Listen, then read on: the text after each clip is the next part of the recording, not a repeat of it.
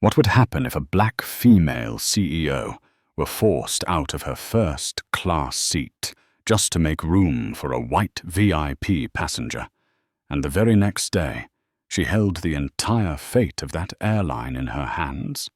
Have you ever witnessed someone being stripped of their rightful place simply because of their skin color? Picture a luxurious first-class cabin, where everything seems designed only for those deemed worthy.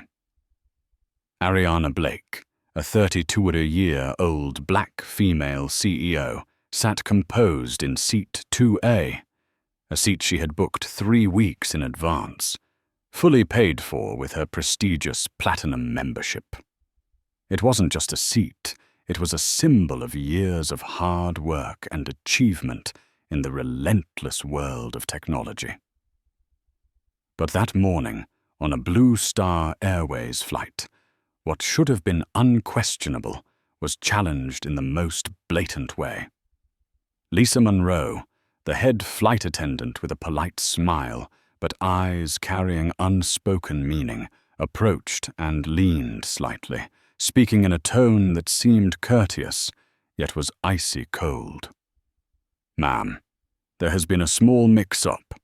We need you to move to another seat to accommodate a VIP passenger." Behind Lisa stood Victoria Hale, a well-known white businesswoman in the financial world, her blonde hair perfectly curled, a diamond-encrusted watch glittering under the cabin lights. Victoria tapped her fingers on the small table beside her seat, her gaze sweeping over Ariana, before settling with the kind of unspoken entitlement that felt like law. "I always sit here. This seat is mine by default." Her words weren't just aimed at Ariana, but at everyone watching, as if to remind them that seat 2A only belonged to those who belonged in this world. Ariana looked straight at Lisa, her face calm, but her eyes sharp as steel. She pulled out her platinum membership card, her voice low and clear. "I booked this seat in advance, and it has been officially confirmed with my card." Lisa faltered for a moment, but quickly regained her professional demeanor, glancing subtly at Victoria as if awaiting her approval. And at that very moment, Ariana noticed something most would have missed. Victoria's hand briefly touched Lisa's uniform pocket, slipping in a small envelope, the movement so quick it was almost invisible. Passengers nearby began to take notice. Curious glances darted toward them, and a few discreetly raised their phones to record. The once quiet and elegant first-class cabin grew tense, as if a tightly wound string was about to snap. Ariana remained seated, her hand resting on the armrest, her gaze steady as she looked straight ahead. But inside, she knew this was no longer a simple request to change seats. This was a test of both dignity and justice. And Ariana Blake had no intention of staying silent. The air in the first-class cabin felt heavy, like an invisible fog, as every gaze shifted toward Ariana Blake. Victoria Hale sat with her arms crossed, a smug smile tugging at her lips, while Lisa Monroe kept up her facade of a perfect flight attendant, her face calm, but her eyes betraying the tension beneath. Ariana remained seated, her back straight, her gaze sharp as ice, but inside, she felt every pulse of injustice coursing through the cabin. Heavy footsteps echoed from the end of the aisle. Brandon Cole, the first-class supervisor, appeared with an air of authority. The polished nameplate on his chest glinted under the warm cabin lights, casting a calculatedly intimidating presence. He leaned down, resting his hand on Ariana's seat, his voice low, each word dripping like a velvet-covered blade. Ms. Blake, I advise you to cooperate. Don't make this any bigger than it needs to be. We can make your experience on this flight quite unpleasant." His tone was polite on the surface, but carried a clear threat, like a knife wrapped in silk. Ariana turned her head, locking eyes with Brandon, unwavering. Her voice was low and firm, each word etched into the air. "I am a platinum member of this airline. This seat was booked in advance and fully paid for. You have no right to ask me to leave it." Brandon hesitated for a brief moment, his eyes flashing with a mix of surprise and irritation at her defiance. But Victoria, sitting just behind, cleared her throat softly, a silent signal that didn't need words. Brandon narrowed his eyes, tilting his head slightly as his tone grew sharper. "We're talking about a very important guest, someone who contributes significantly to this airline. I hope you understand that." His voice hissed through clenched teeth, an attempt to crush Ariana's resolve with those so-called unwritten rules. The tension spread through the cabin, passengers whispering in hushed tones, a few secretly raising their phones to record. Small green lights flickered in the soft dim of the cabin, capturing every second. Ariana stayed perfectly still, her hand resting lightly on the armrest, her calm expression hiding an unyielding determination. She knew every second she held her ground was not just about keeping her seat, but about holding on to respect, for herself and for everyone who had ever been treated as if they didn't belong. The atmosphere stretched tighter, ready to snap with just one more word, and Ariana was prepared to face it. The steady sound of shoes striking the first-class carpet echoed, each step pressing deeper into the heavy air. A tall man appeared, Captain Thomas Reynolds, his crisp uniform, with 4 gold stripes gleaming on the epaulets under the cabin lights, and his stern gaze swept through the cabin before locking on Ariana. With a voice trained to command authority, he stepped up to her seat, leaning slightly forward as he spoke. "Ms. Blake, I've been informed of this situation. According to company policy, the crew has full authority to adjust seating arrangements to ensure the satisfaction of frequent customers. I am asking you to cooperate and move to another seat immediately." His words were calm and even, but the underlying tone was a command that left no room for refusal. All eyes turned to Ariana, a few passengers shivering slightly at the way Reynolds stood, a moving wall, the embodiment of absolute power in the sky. Victoria Hale, sitting just one seat away, tilted her head with a barely concealed smile, like someone already savoring her victory.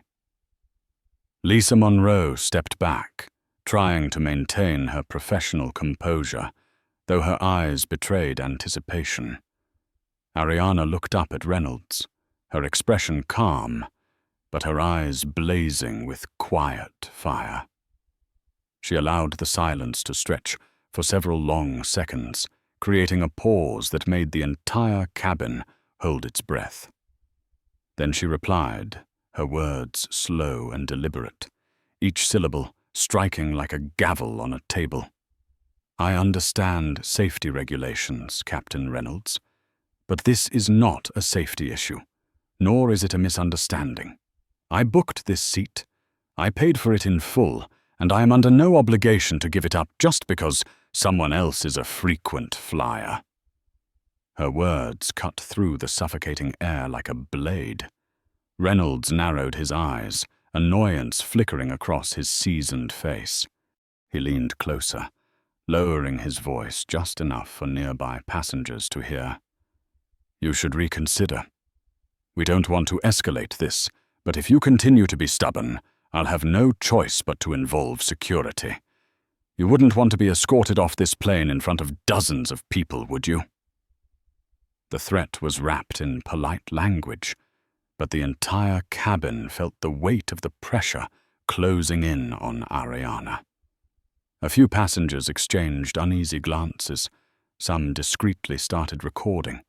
Tiny green lights blinking in the soft, dim cabin light. Ariana tilted her head slightly, a faint, cold smile crossing her lips. "Do what you think is right," she said firmly, her voice unwavering. "And I'll do what I know is right." A ripple of murmurs swept through the cabin. Reynolds straightened, his face colder than ever. He pressed the button on his headset, calling airport security. Victoria let out a soft laugh, leaning back in her seat, as if victory was already hers. But Ariana didn't turn away. She remained seated, her back straight, her eyes fixed on the airport lights shimmering through the window, as steady as a mountain before the approaching storm. In just a few minutes, this would no longer be a dispute over a seat. It would become a public confrontation between a determined woman and an entire system built on privilege. And Ariana, more than anyone, was ready for the storm to come. The sound of security wheels rolling across the thick carpet of the first-class cabin echoed like the beats of fate. 2 security officers entered, their faces expressionless, their movements rigid. Every gaze locked onto Ariana Blake, and in that moment, the entire cabin felt pulled taut by an invisible thread.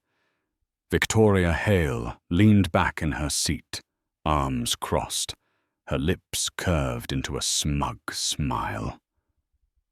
Lisa Monroe stood pressed to the side, avoiding Ariana's eyes, while Brandon Cole gave a slight nod of satisfaction, like a man convinced he had done his job perfectly. Captain Reynolds stood with his arms crossed, a wall of authority, his gaze sharp and commanding. But what they didn't realize was that this moment no longer belonged only to the first-class cabin. Tiny green recording lights flickered everywhere. Passengers were secretly filming. A young woman with her brown hair tied high tilted her phone just enough to catch everything. She was Samantha Brooks, a well-known independent journalist in the world of social media. With the sharp eye of someone used to hunting the truth, Samantha captured every detail. Victoria's cold, entitled stare, the small envelope Lisa had discreetly accepted earlier, and the thinly veiled threats from Brandon and Reynolds. Ariana rose when the security officers requested, her gaze unwavering. She slowly gathered her bag, folded the jacket draped over her seat, then turned to Reynolds, her voice loud enough for everyone to hear. "I will leave. But don't forget that the truth cannot be forced the way you're trying to do." Her words cut through the air like a clear warning. Just minutes after Ariana was escorted to the VIP lounge at the airport, Samantha was already editing the video on her phone.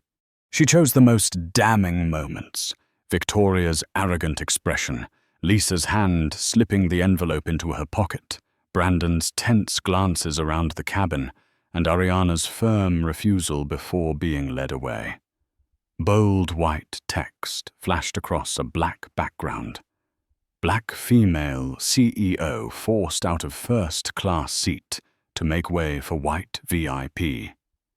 Money bought the seat.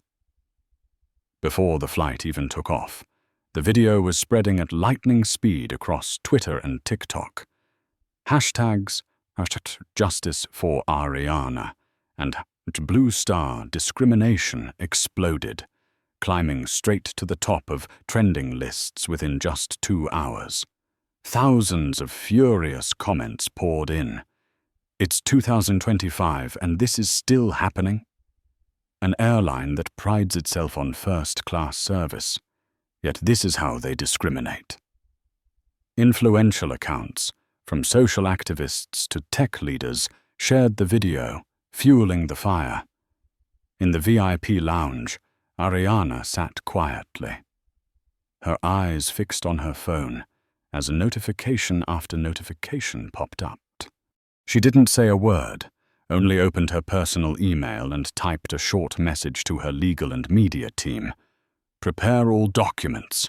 We begin the moment I land." The storm had officially broken, and this time, it wasn't just about one flight. It was ready to bring down the entire system behind it. By the time the flight landed, the social media storm was already out of control. In less than 6 hours, the video posted by Samantha Brooks had surpassed 3 million views and was being shared by numerous influential figures. Mainstream media had jumped in, with sensational headlines splashed across CNN, BBC, and even major financial publications. Black female CEO discriminated against in first class by Blue Star Airlines. The airline's stock plummeted without restraint, while their public relations department was nearly paralyzed under the tidal wave of outrage. At Blue Star's headquarters in Chicago, the atmosphere was tense enough to snap. In the sleek glass-walled boardroom, Richard Hale, the company's CEO, paced relentlessly, his phone buzzing non-stop with calls from shareholders and the press. On the massive screen in the center of the room, furious, real, time comments were streaming live. A board member slammed the table, voice sharp with panic. "If we don't handle this immediately, Blue Star could lose hundreds of millions as shareholders pull out." Richard's jaw tightened, his eyes locked on a document just handed to him by his assistant, Ariana Blake's financial file. The moment he read the words, "strategic shareholder," 28% ownership of Blue Star through Core Mind Capital, his face went pale. Ariana wasn't just any VIP customer. She had enough power to shake the entire board with a single shareholders' meeting.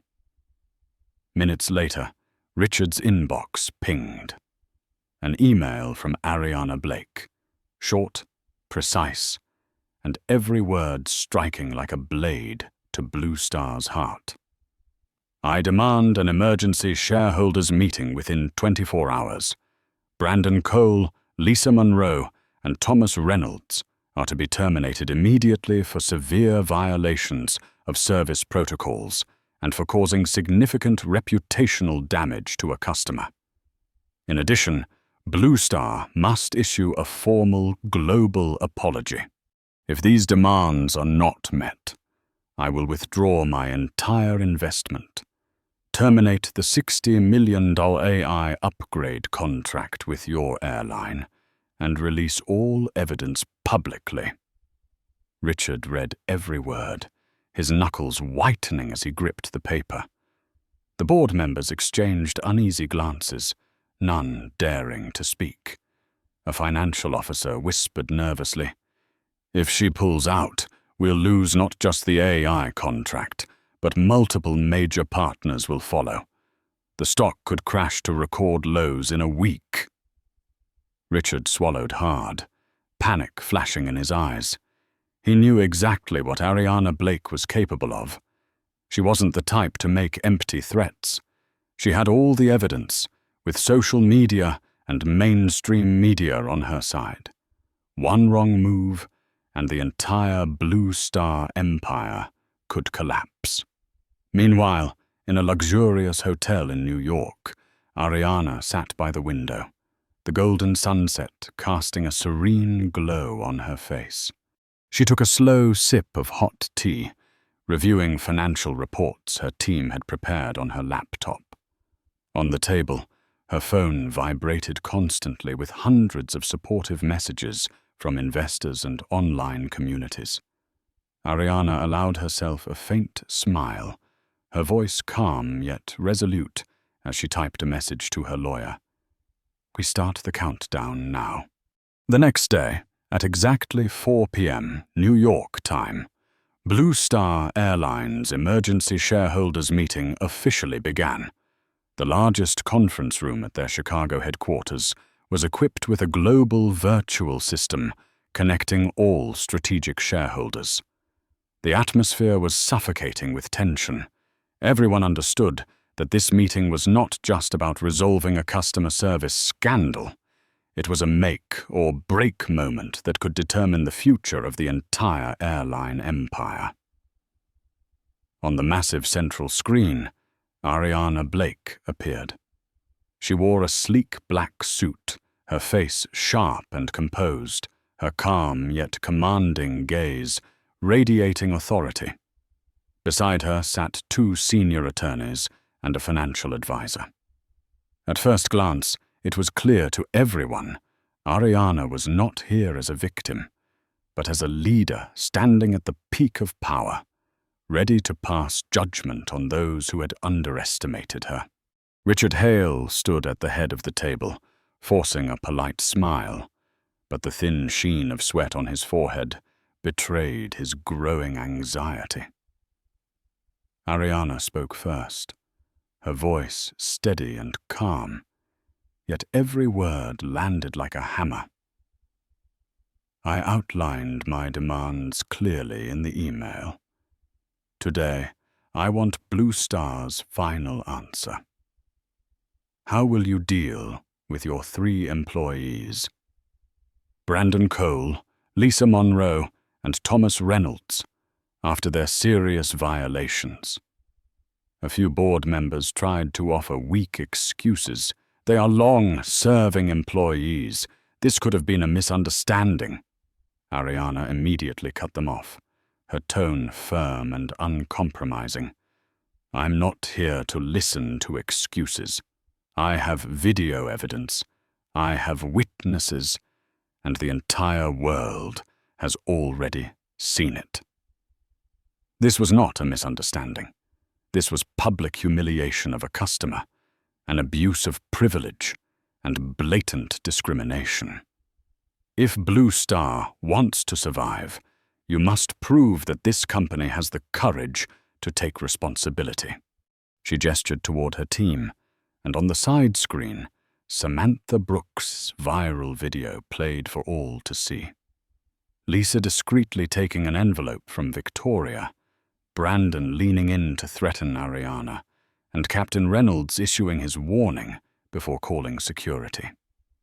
Each frame cut deep into Blue Star's pride. Several international shareholders exchanged disappointed glances. Richard swallowed hard, finally exhaling before speaking, his voice trembling. On behalf of the board, we accept Ms. Blake's demands.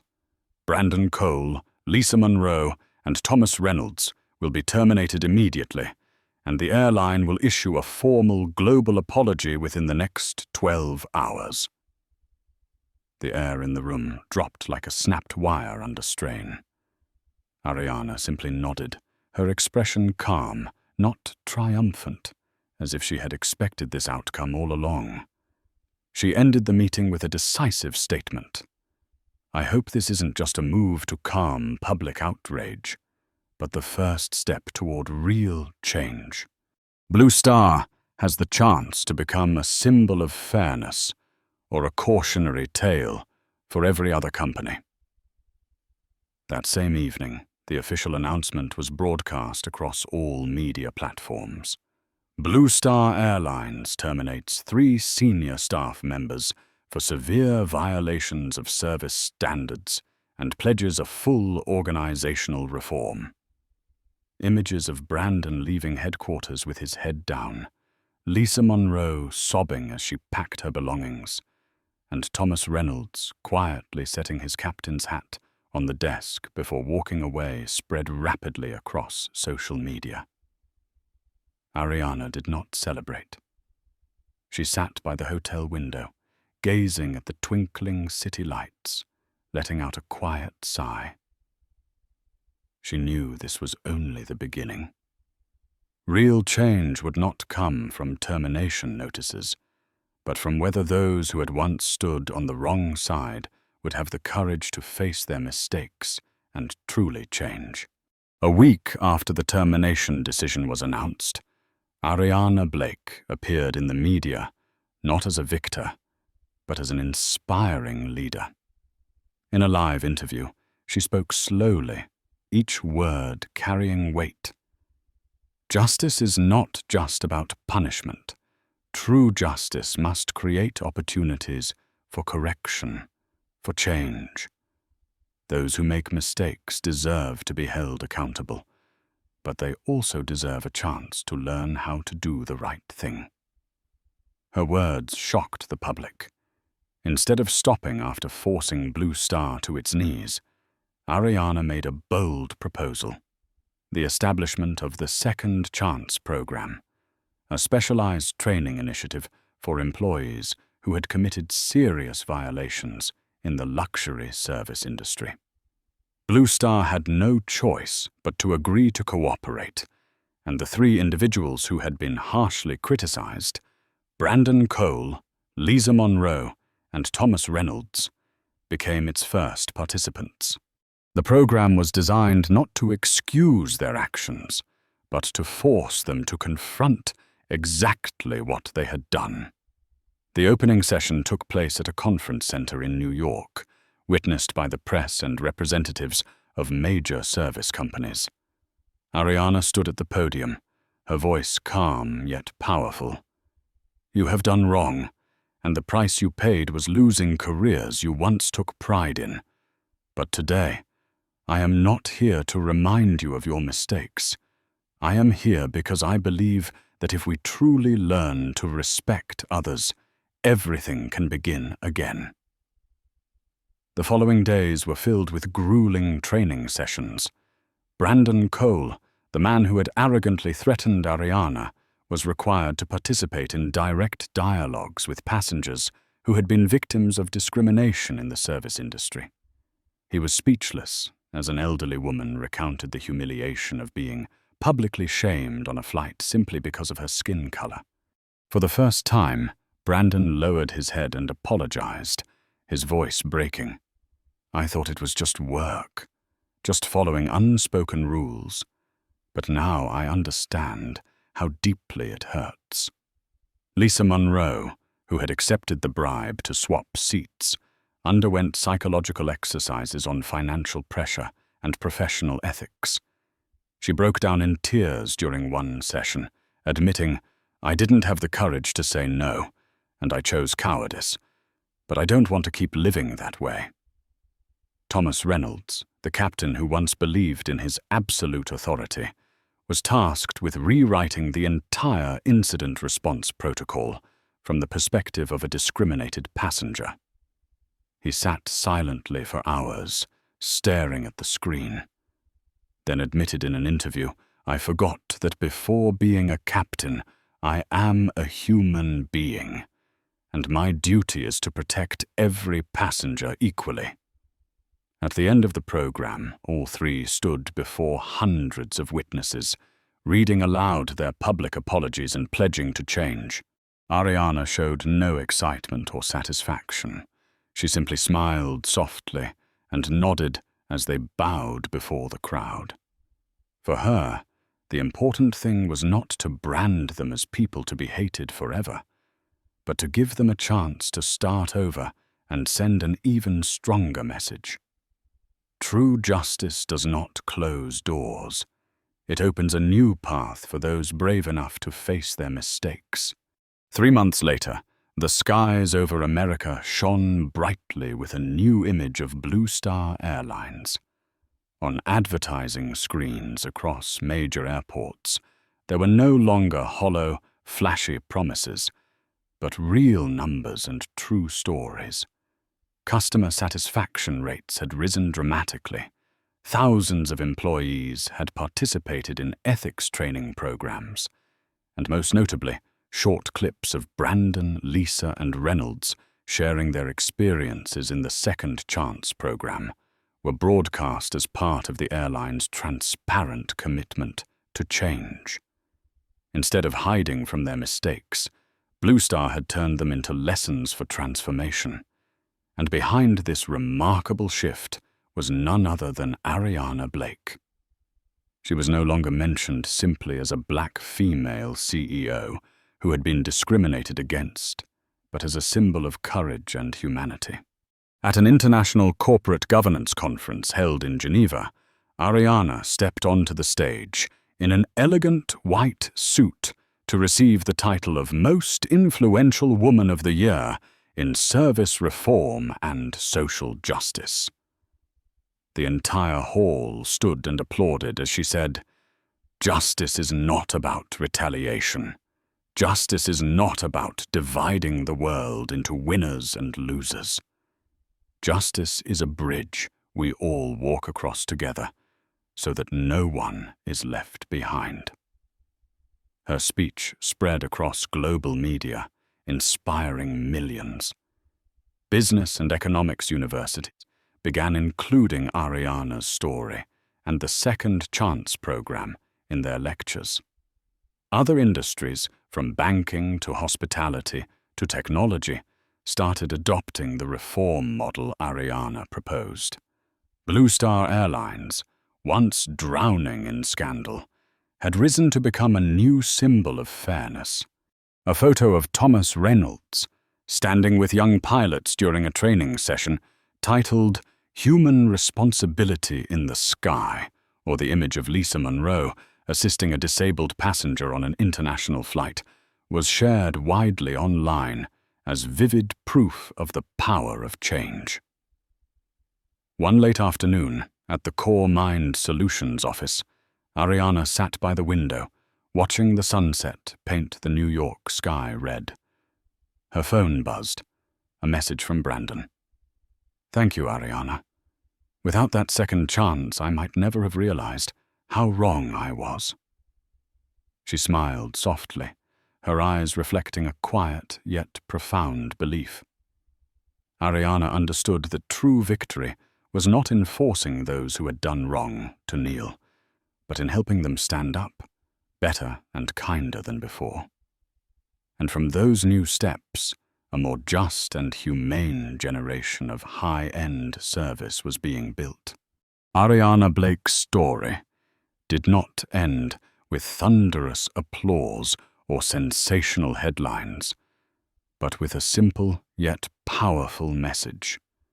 Only when we dare to face the truth, forgive one another, and work together to correct our mistakes, can this world truly become a better place.